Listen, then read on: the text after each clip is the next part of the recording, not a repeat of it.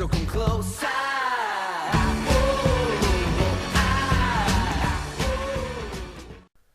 Hello everyone, this is iMajiic giving you a Football Manager 2011 video.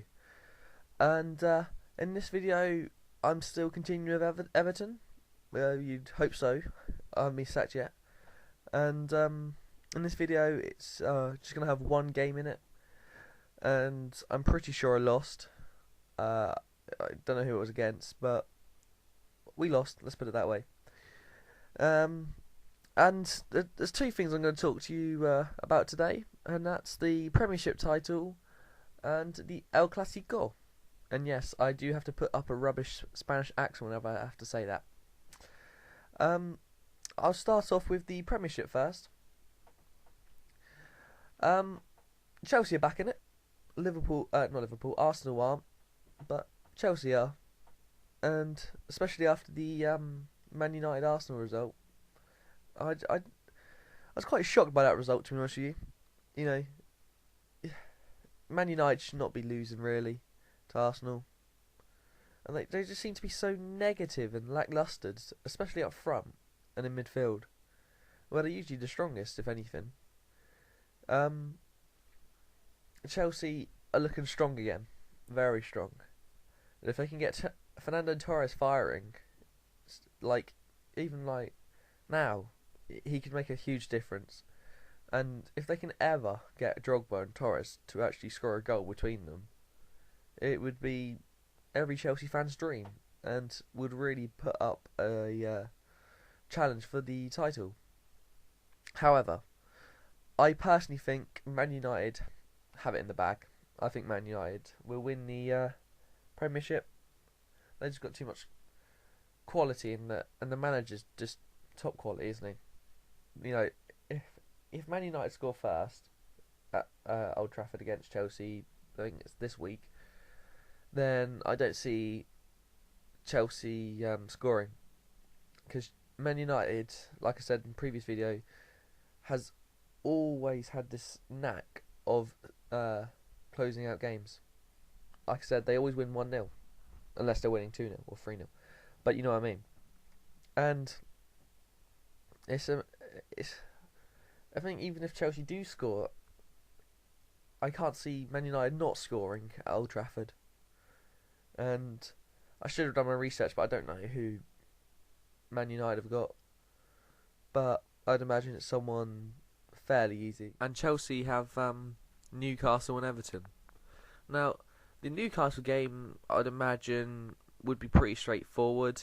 They're at home to Newcastle, and I don't see Newcastle getting anything out of it. And I think Newcastle are pretty safe. And the last game of the season Chelsea have got is Everton away. Now, who knows of Everton? They're such a weird team. They've been playing, from what I've seen, fairly poor, but it's Everton. You just never know what's going to happen with Everton. Sometimes they can be amazing. They could be really a contender for maybe top 5 team, but other times there's too much inconsistency for Everton. And if Everton are on their game, I don't think Chelsea will win. I think the pressure will get to Chelsea, especially if they don't score in the first half. I think that's when it will start telling, and I don't think they'll like it that much, to be honest with you.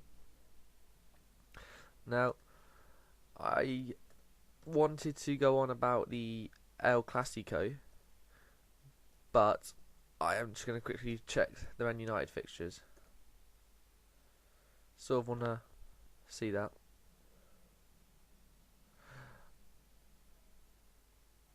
Alright, Man United only have one more fixture, and that's against Blackburn. I mean, this is not including the Chelsea game, and that's against Blackburn away. And yet, I think that's another winnable game for United, because Blackburn, they're not a really good team, are they? Let's be honest. They are very mediocre, and Steve Keane hasn't done much since taking over. And I'd say they're safe. I don't see Wigan and Blackpool both winning. But anyway, back to the top of the table. Yeah, so uh, yes. Sorry. Yeah, well, Man United are 3 points clear. Both got 3 games left, and I'd imagine, United will win, if not the Chelsea game, all the rest of the games, the next 2 games. So that's that. That's my prediction. If you want to disagree, you can put it in the comments, and I'll find out where you live, and I'll beat you up. If I had the muscle and the intimidation, but I don't. So shit. And moving on to the El Clasico. Now, the first leg of the Champions League of the El Clasico.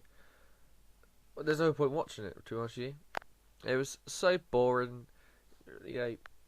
Play acting, diving, crowding the ref, trying to get the other players booked. That's not what football's about. Football's about, well, it's about lots of things.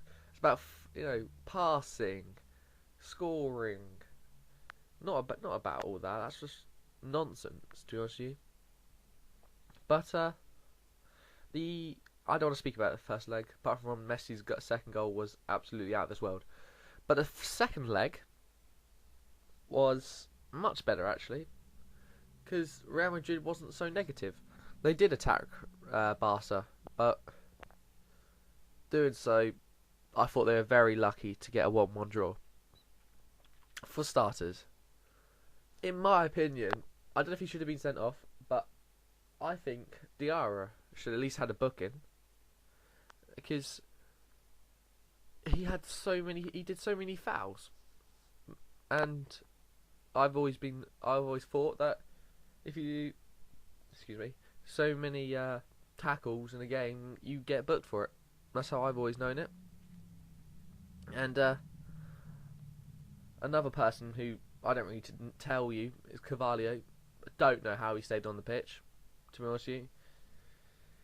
He did about, in the first half, 3 yellow card tackles, and he only got 1 yellow card, which, I mean, fair play to the ref, he's been lenient, but you can't keep that player on the pitch when he's making those sort of tackles. It's not right. And the Barcelona football was really good. Really good. I'm absolutely mesmerised about their first touch football. It's something to behold, and really, kids should really watch that type of football. The play acting, Mascherano played acted a lot, and Real Madrid had a goal disallowed for no reason. Would it have made a difference? Not in my opinion. It would still only been 2-1, and they've still gone through. And I don't care when he says Barca were always going to score. And that was just a quick summary of the El Clasico. Very good game, and I enjoyed it very much. Messi played brilliant. Iniesta, Xavi played brilliant, but no Ronaldo, of course, being upstaged by Messi. But thanks for listening. This is iMajiic signing out.